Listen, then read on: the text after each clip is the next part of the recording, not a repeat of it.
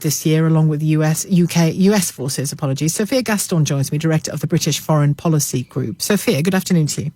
Good afternoon. How do you say the Afghan war, if we can call it that, the Afghan campaign, and I suppose Iraq comes hot on its heels, it has changed foreign policy, British foreign policy to start with? Well, I think one of the most profound ways in which it has changed foreign policy decision-making in the UK, and we've seen this in the US as well, is just the very profound effect that it's had on public opinion about British military interventionism. We've been tracking foreign policy public opinion, and we always look closely at these preferences around military interventionism. And what you can see is a very clear trend since the Iraq War of a real hardening of public opinion. And now really Brits will only sanction military interventionism under three circumstances, really. Either a kind of direct attack on British soil, a direct attack on British assets, or a really large-scale humanitarian genocide. And I think so much of that reflects the sense that the war on terror and, the war in Iraq and these invasions after the tragedy of September 11, that really that there was a mistake, that those conflicts are kind of interminable, they're messy, there's no clear good and bad actors, and that they're extremely costly on a number of levels. And I think we have to remember, in the 20 years since the tragedy of 9/11 and the ensuing war in Iraq and the war on terror, we've had the financial crisis, we've had a series of sort of political scandals and a huge amount of instability and upheaval. And I think, citizens are very conscious that there are scarce resources, and they simply don't understand or don't feel that we necessarily have a stake in these conflicts. They don't feel like ours anymore.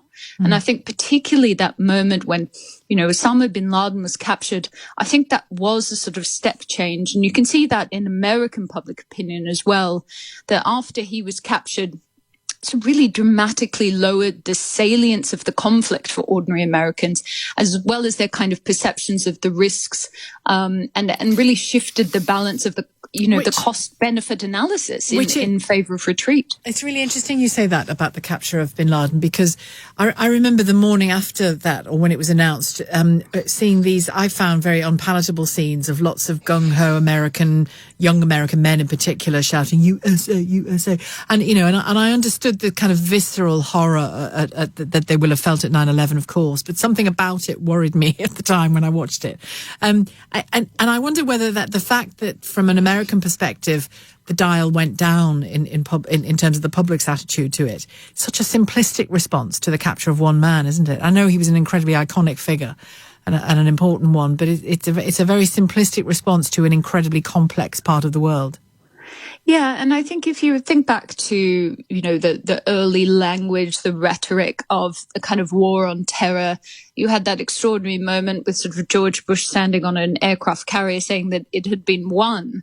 Obviously, historically, one of the most premature declarations of victory, and which I'm sure even George W. Bush looks back on with great regret. But I think, if you look at the conversations coming out now, the statements from President Biden, from the NATO chief, and from our Foreign Secretary here in the UK, Dominic Raab, they're making a very somber assessment of the precariousness of the situation that Western allies will be leaving in their wake. We are really, really miles from that enthusiastic kind of rhetoric of the early days of the war on terror.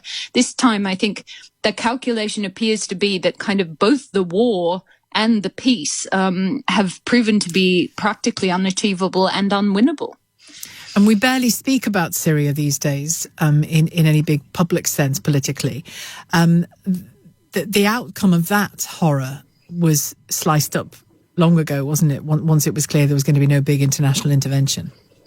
Yes, and let's not forget the direct relationship there between the war on terror and the way in which Western allies responded to Syria. The very deep concerns that the British public had over the war on terror and our ongoing presence at that time in Iraq and Afghanistan absolutely bore down on the political decision-making about whether or not we should intervene militarily in Syria. And I think there's many people who now think that decision not to intervene earlier in Syria was a huge mistake from a humanitarian perspective. And I think something that's sort of getting lost amidst all of this today about the decision to withdraw, my feeling is that there is a sense that those wars, those conflicts have done so much damage to the willingness of both the British and American people and our other allies to support military interventionism, that we actually need to sort of pull back so that we can conjure that support again in the future. And where it might be the right thing to do.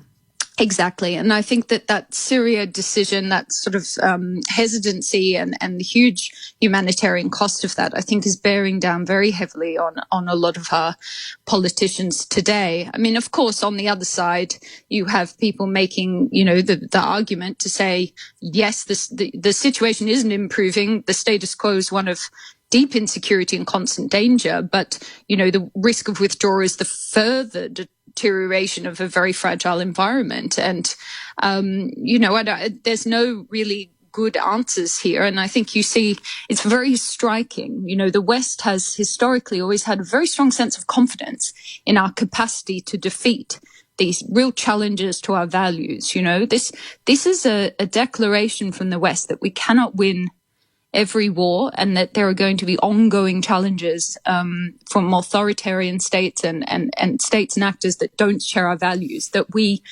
can at best hope to manage, but certainly cannot defeat. Yeah, it's interesting because Joe Biden absolutely fell short of saying, hooray, we won, because he knows it's not true.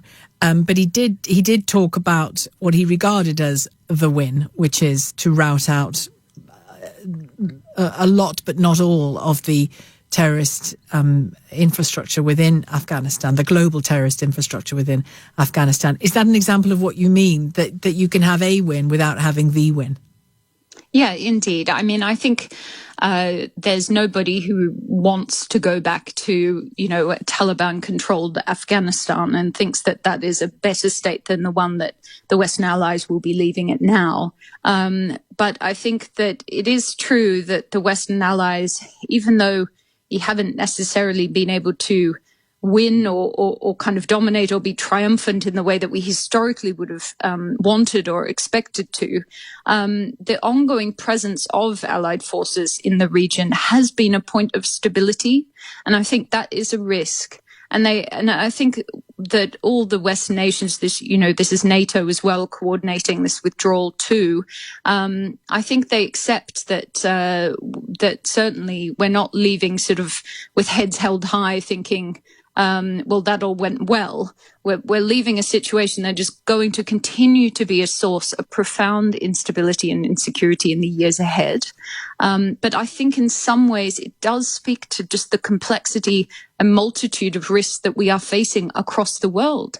Where will those troops be going? Well, many of them may be now directed onto the Russian border, where there is a lot of instability and potential for conflict too. So it's interesting, isn't it? There has been a war on European soil for some years now, hasn't there, essentially? Certainly a conflict, if you look at the eastern reaches of Ukraine.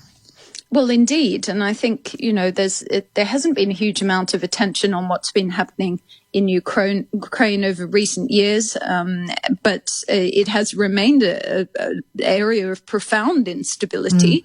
Many of our closest NATO allies are there on the front line, and have been sort of raising alarm bells about this for a long time. I think something that is shifting under Biden's administration is that there is a renewed vigor and interest in engaging and supporting with Ukraine, seeing it really as a frontline of Russians' sort of territorial aggression. And I think there was a sense that perhaps over the past 10 years that certainly the United States has been withdrawing a bit from the European neighborhood, not just Ukraine, but the Balkans and so on.